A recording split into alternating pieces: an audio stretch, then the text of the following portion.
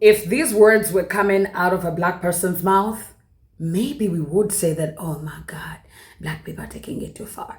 But here are they admitting to themselves that they are foreign creatures on planet Earth. White people did not exist on planet Earth until 1681. We learn from this history that white people were built upon the idea that British had of themselves as white, as Christian, as freeborn, as deserving of rights and privileges from which others can be denied.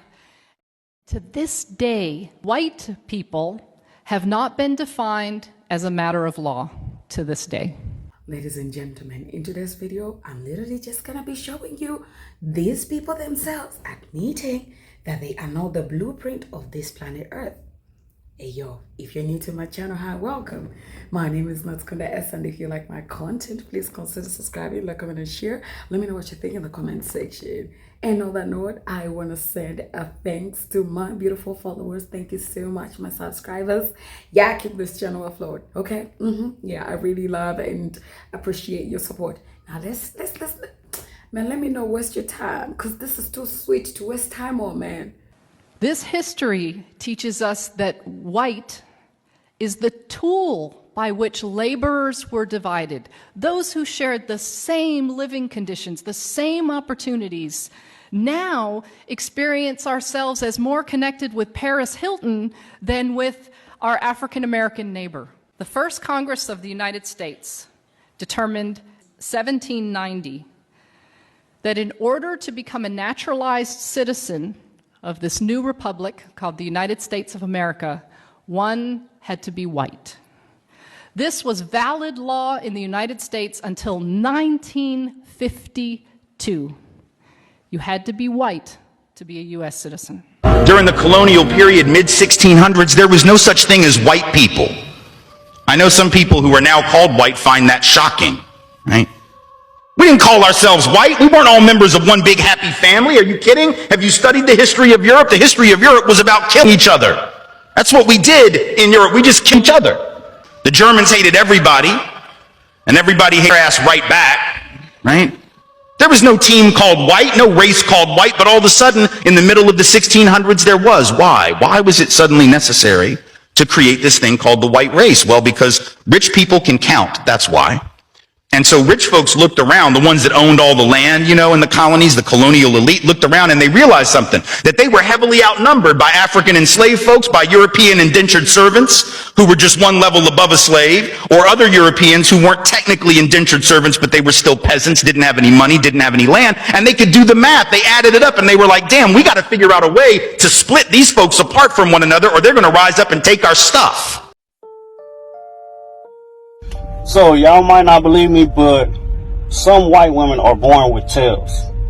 I dated 2 white women, and they both had the little marks at the base of their spine, right above their butt, where they had got those things cut off.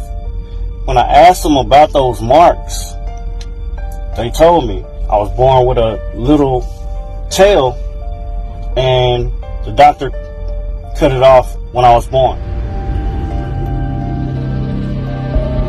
Balaji was born with a deformity of his spine, which has caused a lifeless tail to grow out of his back.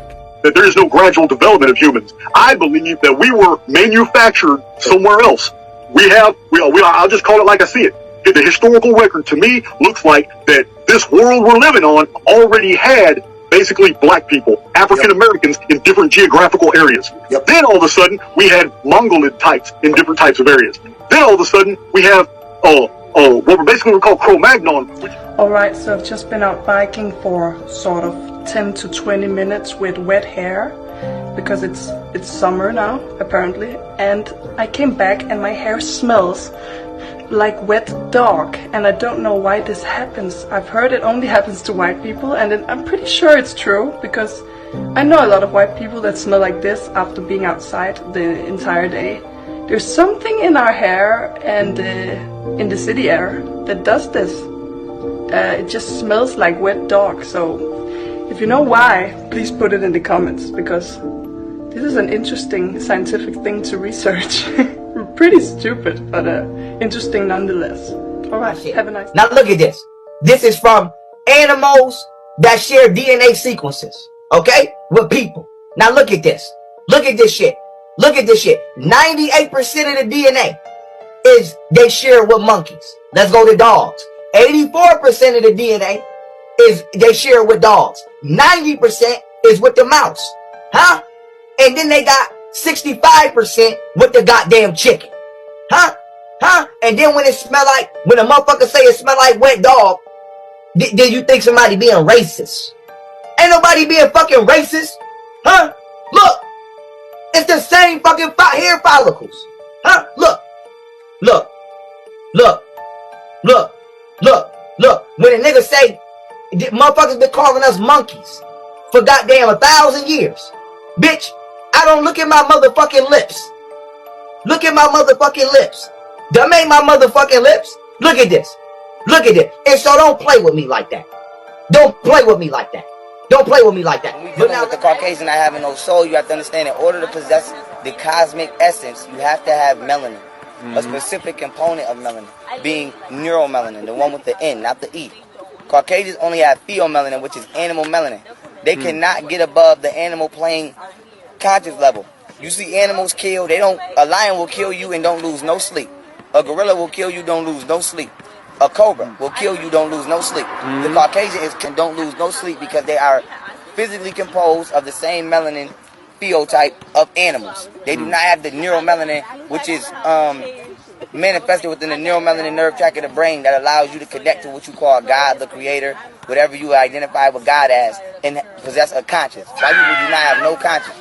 Now, why is this important? Because the pineal gland is crucial to the soul. The soul enters the body through the pineal gland. So, if your door is locked, you can't get in your house. 85% of Caucasians have calcified pineal glands, and they also lack neuro and uromelanin. So now, why is this important? 85% of Caucasians have no gland within their brain that allows their soul to enter the body. So there is a level of, let's say, spirit that they can never access. They can never access the higher self. 85% of Caucasians, and I believe the number is way higher, but we're dealing with scientific statistics that they document that can be researched and referenced. Right. 85% of Caucasians their vehicles cannot intake a soul. They have calcified pineal glands. The door to the body has been shut. And even if they did, they don't have neuromelanin. Neuromelanin is called neuromelanin because it has neurons. It has neurons that allow your thoughts to actually exit through the pineal gland and connect with the realm, the ether realm, non-ether. When you hear people make these statements, or cosmic melanin, and this is how you manifest, this is how you pray, this is how you connect to the creator. So even if the Caucasian doesn't have a calcified pineal gland, they have no neuromelanin. So their thoughts can't connect to the creator. They have no cosmic affiliation. They have no cosmic soul. How do we know this as well? Melanin is condensed sunlight. Once the sun vibrates past 800 terahertz, it begins to condensate and combust and become melanin. Just like water goes from gas, liquid to solid, sunlight goes from electricity and magnetism to light to melanin. So why is it important? We are the children of the sun. This is why we can connect to the solar system. This is why we are energized by the solar system and everything in nature. The Caucasian is not a naturally manifested humanoid being. Only Africans are 100% human. Caucasians are 96% human, 4% Neanderthal. They are genetically spliced and engineered. When we started to have the first interbreeding occurring that led to blue-eyed, white-skinned people. The only people that actually seem to have been generated by the Earth's own evolution is black people.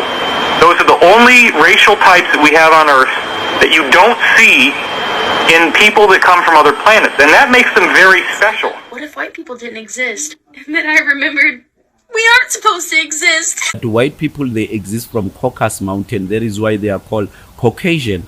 And then in the Caucasus Mountain, in the Pale next to Greece, that's where they were created, and they were a genetical interbreeding species that were created by a particular ancestor within our family members. That particular ancestor was so jealous and envious that he was not welcomed by that community of the day, and then he created his own species. In one of the legends, that ancestor is known as a deform. That is taught as a deformist, someone who's not well formed in human nature. This legend is taught in Ndaba, My Children, by Baba Credo Mutwa. that famous legend. That is why I'll allude unto it. It talks about Zareri, and Zareri being protected by Nelisa. And Nelisa was warned by the Kariba birds that Nelisa, what you're going to give birth, it's a pure evil that will be destroying the world generation to generation to come. So Zareri was destroyed because of that, after all the incident. But he was born, and when he was born, he get to attribute his powers through building technology. That is where we get technology in Africa, and they knew about technology. We knew about that, and we had warnings that we don't have to have technology, because the coming or back of technology, it will be a doom of our nation, or a doom of our civilization or life here, inhabitants. It will be transformed. Hence why there's a changing in this Aquarian era. So Zareri created his own species, and his own species were called Abanju, were called the Doja, or the Gandu, or the Mavara. They were entertaining Zareri as the king of that species.